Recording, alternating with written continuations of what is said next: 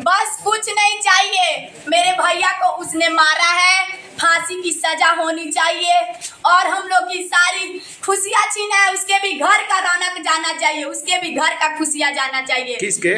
मुन्ना चौधरी ने मेरे भैया को मरवाया है। मुन्ना चौधरी ने मेरे भैया को मरवाया है। मुन्ना चौधरी ने मेरे भैया को मरवाया है। रास्ते में मेरा ही एग्जाम दिलवाने जा रहे थे, रास्ते में ही ड्यूटी से आ रहे थे और बोले छोटी चलो एग्जाम दिलवा दे रहे हैं। एग्जाम दिलवाने के लिए मेरे भैया गए, हमको रास्ते में हंसते हुए बात करते हुए जा रहे थे, हमसे बोल रहे थे कि ठीक है एग्जाम दे देना। अच्छा से हंस के वहां से आए मेरे भैया और मुन्ना चौधरी ने कुछ गुंडों को भेजे हुए थे यहाँ से मरवाने के लिए और उसने मरवा दिया मेरे भैया को। और आके मेरे घर में कह रहे हैं ना मेरे चाचा से, अभी कि तुम्हारे भतीजा का मर्डर हो, एक्सीडेंट हो गया है और मर्डर उसने ही करवाया है और कह रहे हैं कि एक्सीडेंट हुआ है। आप बताइए भैया, मेरे घर, मेरे गांव के लोगों को, मेरे मोहल्ले का लोगों का, मेरे को रिलेशन का लोगों का, मेरा जो भी लोग है उसको इन्फॉर्मेशन न पहुंचना चाहिए। सबसे पहले इन्फॉर्मेशन उसके पास आया कहाँ से? और वो मेरे मोहल्ले में मेरे चाचा से आके, मेरे ही चाचा से कह रहा है विकी तुम्हारे भतीजा का मर्डर हो गया, एक्सीडेंट हुआ है। वो काहे बोला ऐसे? और कुत्ते की तरह हाँफते हुए आ रहा था, जब गलती नहीं किया तो फिर डर क्यों रहा था? और डरने के बाद मेरे भाई से कह रहा है ना कि अरे अजय तुम तो तुम्हारे भाई का एक्सीडेंट हो गया है, पोस्टमार्टम करवाओ। आप बताइए, मेरे रिलेशन का लोग, मेरी माँ, मेरा भाई बहन, जो भी मेरा बुआ फूफा जो भी लोग है मेरे घर का लोग, उसने पहले देखेगा तब ना एक उसका पोस्टमार्टम होगा। उसने क्यों कह रहा था मेरे भाई को लवारिस लाश की तरह खींच के लेके जा रहा था पोस्टमार्टम करवाने के लिए? मेरा घर का वो होता कौन है? जिस दिन मेरे बाप यहाँ से चले गए दुनिया छोड़ के, 2 वक्त की रोटियां की जरूरत थी, मेरी माँ बहुत संघर्ष करके हम लोग को पाली, उस समय वो क्यों नहीं मेरा साथ दिया?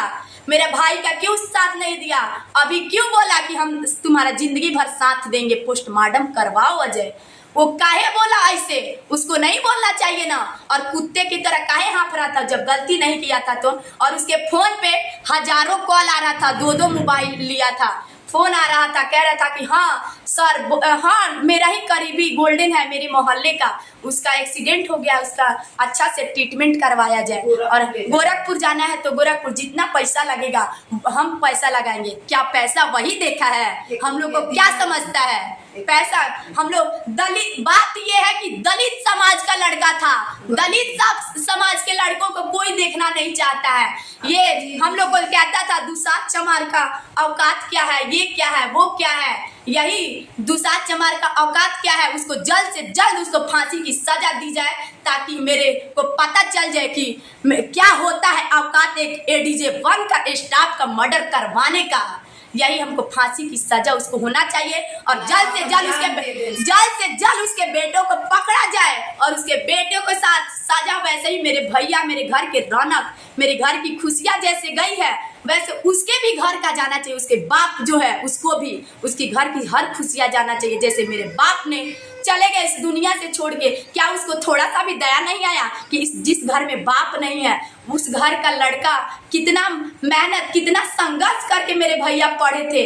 दिन को जॉब करेंगे, रात को पढ़ाई करते थे, परमिशन पढ़ने के यही सोचते थे कि मेरा प्रमोशन हो जाएगा तो हम साल से 2 साल में हर कुछ कर सकते हैं। इतना हम लोग को दिलासा दिलाए थे मेरे भैया।